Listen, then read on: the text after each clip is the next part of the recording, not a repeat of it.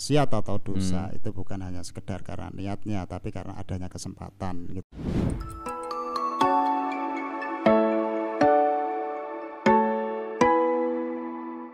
Nah, dulu ketika saya pas kuliah itu ada macam-macam yang terjadi, hal-hal yang kadang saya juga nggak terpikirkan. Saya orang Lugu dari kampung, dari desa. Masuk ke kota. Saya harus percaya nih. Ya percayalah. Jadi dulu itu ada temen, ceritakan dulu, ada temen yang luar kota, Purwokerto tuh daerah mana lah, daerah sana. Saya mohon maaf kalau tidak menyinggung orang sana ya, tapi itu orang mahasiswa situ lah. Personal maksudnya Ya. gitu. Tidak menyinggung orang daerah sana karena memang ada, ya tidak cuma daerah itu aja, ada beberapa daerah itu teman mahasiswa saya, teman mahasiswa yang beda jurusan sebenarnya, tapi saya paham orangnya itu berduaan sama cowok, berduaan sama lawan jenis. Nah, kan ada isu-isu yang berkembang di kampus itu. Loh, kenapa kok sampai tidur bareng dan lain-lain? Dia sudah nikah katanya.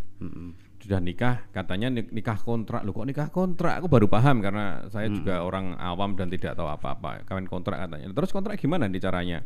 Katanya dinikahkan di satu wilayah, ada walinya atau apa yang dinikahkan lah. Yang nikahkan katanya sah. Kenapa kontrak? Ya selama kumpul aja kayak orang pacaran lah, dia bilang itu kayak orang pacaran, daripada pacaran itu dosa, dianggap zina, mending kawin kontrak yang halal, yang disahkan secara agama dan sah untuk tidur bareng, sah untuk bersama-sama siang malam, olahraga malam. Katanya seperti itu Kangko saat itu. Nah, kemungkinan cerita-cerita seperti itu juga banyak terjadi sekarang. Kemungkinan loh ya, kemungkinan. Menurut Kang Kus gimana kayak gitu? Apakah yes daripada pacaran mending nikah? Pertanyaan seperti ini ya. Fenomena kayak gini. Akhirnya saya juga muncul pertanyaan, apakah untuk zaman sekarang itu masih relevan gitu loh? Masih relevan, artinya dilaksanakan kawin kontrak untuk menghindari perzinahan. Mending nggak usah kawin aja gitu ya, mending langsung aja. Padahal di situ ada unsur kezaliman, artinya ada pihak yang dirugikan. Mereka merasa nggak dirugikan, sama-sama untung. Iya, itu secara merasanya karena apa namanya ya? Misal kontrak itu kan dengan harga tertentu dan dengan jangka waktu ya, atau periode tertentu. Ya dia kontraknya gini, kontrak ketika kuliah kita nikah gitu aja sih. Saya nggak tahu kelanjutannya sampai sekarang, nggak tahu ya. Cuman kan ketika pasti kuliah ada harga yang dibayar di situ kan. Ya kalau dibilang harga itu kan artinya akad nikah ya, apa namanya? Mahar ya. Saya nggak tahu, mungkin mahar 100.000 atau berapa, yang penting sama-sama pengen halal menurut mereka ya. Itu kan bisa-bisa aja kan Gus. Karena walaupun nggak dibayar mereka juga pada melakukan kan kalau model kayak gitu. Dan di kampus itu macam-macam kan Gus. Ada yang mohon maaf ini ya mungkin merasa tersinggung atau apa ya. Kadang ada yang satu teman saya sih ngomongnya ya, satu kos terus sudah kayak suami istri. Enggak cuma suami istri, dia itu gantian bergilir. Jadi di kos cowok ya, di kos cowok ada cewek, temannya cewek putri, malam ini nginep di kamar ini, terus besoknya di kamar ini, besok di kamar ini. Katanya loh kenapa kok sampai gitu? Ya fun aja, seneng, pengen menikmati hidup. Ya kadang orang kan pengen ya, yang namanya juga hubungan intim tuh enak sih ya. Mereka pengen mencicipi hal kayak gitu. Kan ada orang-orang yang memang orientasi seks yang tinggi itu kan ada. Berarti itu kan gini kan, kalau kita analisa itu kecenderungan atau kecondongan kita untuk hidup kebarat-baratan dengan melakukan happy fun aja dia, senang-senang aja. Bebas kan itu. Arahnya ke sana kan. Berarti hubungannya apa dengan nikah kontrak kan gitu. Kan ya maksudnya fenomena itu kayak model kayak gitu ada, kawin kontrak ada untuk mereka itu hanya berasumsi untuk menghalalkan itu. Mungkinkah kawin kontrak bisa sebagai alternatif gitu loh?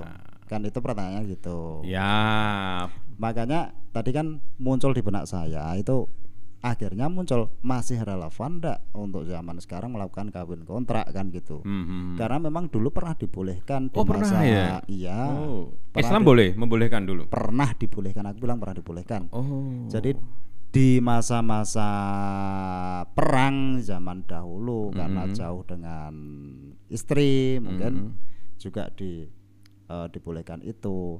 Kemudian yang meneruskan sampai sekarang itu adalah Islam apa ya, dari golongan Syiah ya. yang masih melakukan itu.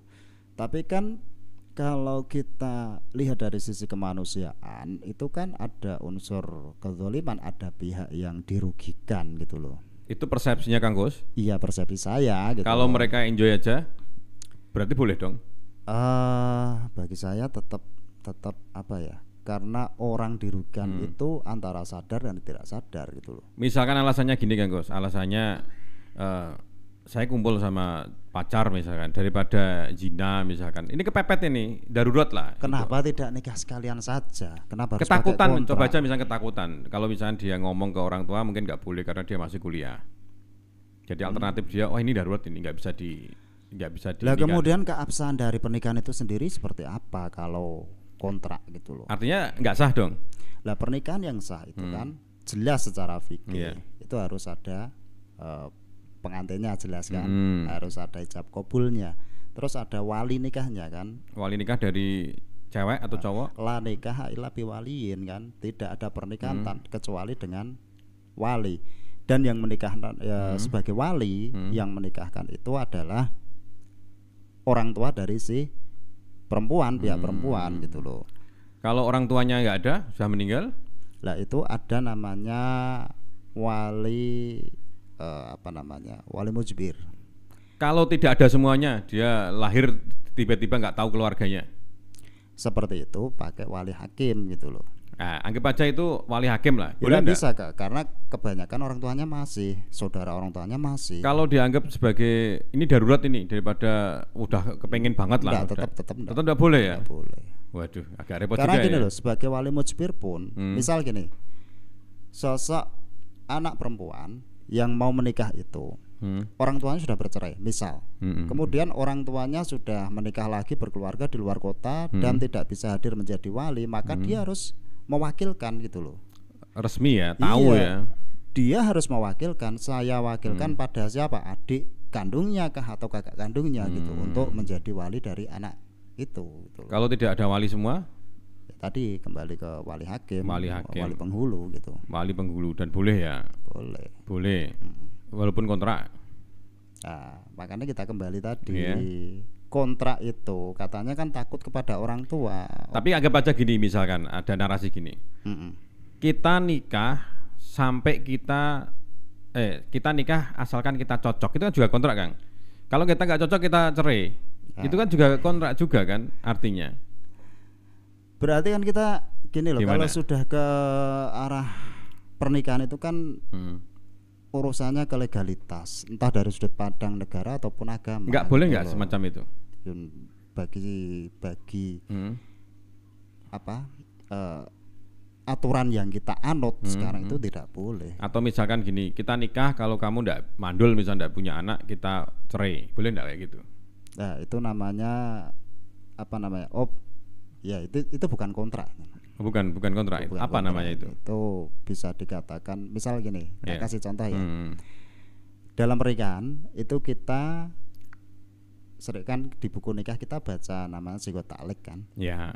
Lah itu sigot taklek itu yang saya bersumpah. Iya, itu kan. Jika saya menyakiti istri saya fisik atau tidak menafkahi 3 bulan berturut-turut begitu kan ya. Itu sebenarnya bukan kontrak, itu namanya perjanjian. Oh, perjanjian. Beda. Walaupun kontrak itu juga sejenis perjanjian tapi beda. Konteksnya itu beda. Tapi boleh nggak perjanjian ditambahin gitu? Ditambahin dengan apa? Ya, misalnya kamu tidak tidak bisa punya keturunan, kita tidak punya keturunan, kita cerai gitu, boleh enggak? Itu dibolehkan sebagai perjanjian tapi bukan jenis kawin kontrak. Oh, jadi kawin kontrak itu kawin yang ada temponya ya, kayak utang ya, tempo ya. Yang menjadi perjanjian itu adalah periodenya atau waktunya. Oh, periode. Jadi misalkan kembalikan lagi, mahasiswa yang nikah, terus dia tidak masalah tempo, dia hanya kita nikah dulu selama kuliah atau kita nikah dulu selama kita masih nyaman. itu Iya. boleh, tapi dengan wali Iya, berbayar tadi nggak boleh ya. Nggak boleh. Berarti masalahnya di situ ya akhirnya ya. keabsahannya itu Artinya kalau nggak sah dia selama ini zina dong statusnya. Wih, padahal mendekati zina nggak boleh. atau ya Hmm. atau namanya ada di dalam fikih itu wali adol. Apa itu? Wali adol itu adalah wali yang membangkang. Wali yang membangkang, artinya wali yang tidak mau menikahkan. iya, dia tidak merestui hubungan tersebut, padahal ini Sudah. ditakutkan akan terjadi Zina. perzinahan gitu loh. Nah itu bisa dipakai gimana, bisa enggak? Untuk kawin kontrak enggak bisa. Enggak, dia mau nikah misalkan, tetap harus izin dulu, kalau dia enggak mengizinkan baru harus ada prosesnya kayak gitu. Jadi harus ada izinnya, yang penting kan izinnya itu ya, Iya. izinnya dulu, walaupun misalkan kok ditolak karena alasan yang tidak masuk akal, sedangkan ini kepepet pengen jebol, Iya. ya udahlah kepaksa gitu ya. Tapi yang penting izinnya dulu tadi ya. Iya. Ya oke. Tetap yang paling berhak menikahkan putrinya adalah orang tua kandungnya. Orang tuanya. Terus kalau nggak ada kakaknya ya, adiknya. Bener ya? Urutnya Urutannya gimana? secara wali mujbir itu saudara kandungnya gitu. Saudara Yang kandung seayah- laki-laki atau seayah. perempuan boleh? Enggak, bukan perempuan, saudara kandung yang laki-laki. Saudara laki-laki. Kalau nggak ada pamannya. Ya. Oh gitu ya. Tunggal itu apa? Satu mbah ya, satu Saudara kakek ya? kandung ayahnya, saudara kandung Oh, ayahnya. saudara kandung ya. Jadi pamannya. Iya, Ya. Pak D-nya gitu. Oke. Yang ini kan kita kan kayak gini kan saya takutkan zaman dulu aja masih kayak gitu kan Gus. Apalagi sekarang. Dulu itu keblinger banyak, mahasiswa aja keblinger. Kadang ini beda lagi cerita ya, tapi masih mahasiswa. Dulu ada yang saking toleransi beragama. Itu ada mahasiswa yang agama Islam sama Kristen lah kita sebut. Itu saling menghargainya sampai ibadah ikut. Jadi kalau hari Minggu mahasiswi itu ikut ke gereja. Iya. Kalau ada ibadah di masjid, gereja ikut. Itu juga ada dulu fenomena-fenomena kayak gitu. Nah, terus ini pertanyaan di mana terkait ini? Ini nggak ada pertanyaan, hanya fenomena-fenomena yang aneh-aneh itu ada banyak. Ya itu sebenarnya gini, yang namanya ibadah itu kan ada, kita itu menjadi satu kaum beragama itu ada tiketnya kan gitu. Ya. Misal kalau masuk ke agama Nasrani harus dibaptis, misal kalau di Islam harus syahadat. Ya kan gitu. Ada ikrar gitulah. Kalau kita contoh ya, konteksnya apa dulu? Datang ke gereja untuk toleransi itu dia beribadah ikut ibadahnya dengan berdoa membaca doa-doanya atau apa. Saya nggak paham sampai situ, cuman memang ada yang ikut ibadah. Saya nggak tahu ibadah beneran atau dia hanya duduk kemudian manis. yang ke masjid, walaupun dia sholat dia nggak dapat tiketnya kan. Iya, paham. Artinya dia bukan ibadah. Tapi kan harusnya kan sampai nggak segitunya lah. Kalau menghormati ya menghormati, jangan sampai kita ikut-ikutan tempat ibadah walaupun kita di sana ada batasan. Kita cuman ngopi aja nemeni, tapi kan ya paling nggak kayak tadi ilegal lah karena kita tidak punya tiketnya kan. Tidak ada toleransi tanpa batasan. Oke. Jadi toleransi itu harus ada batasnya. Contoh ya.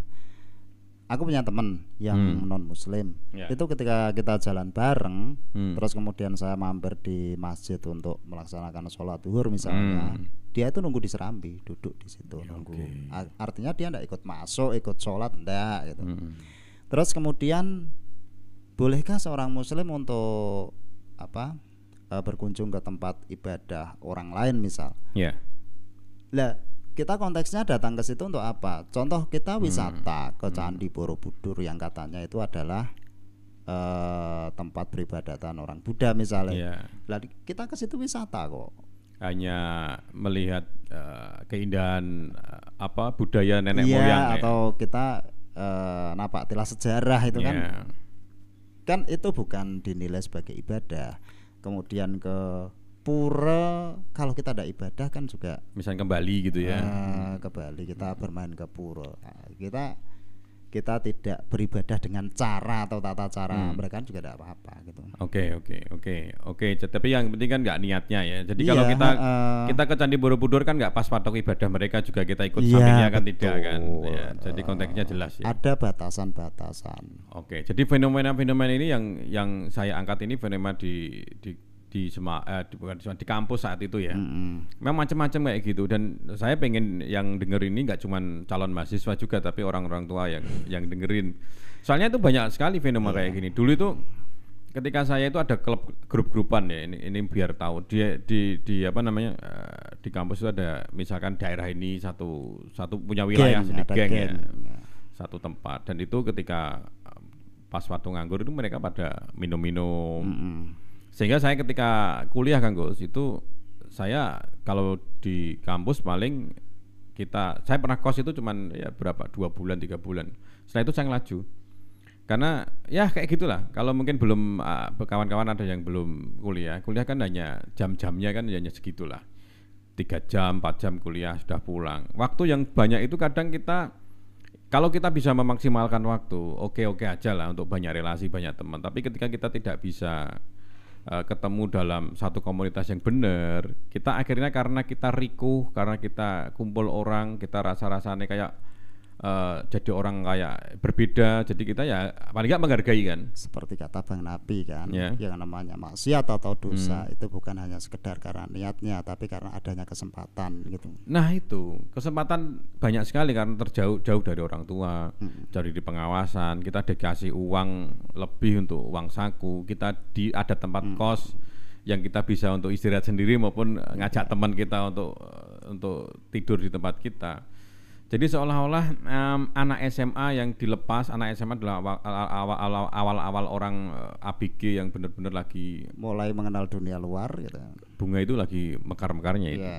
Mekar-mekarnya terus di tempat yang terbuka, bebas, ngapa-ngapain. Seger-seger. Nah, itu pesannya sebenarnya. Jadi waspadalah. Kita ngomong waspadalah.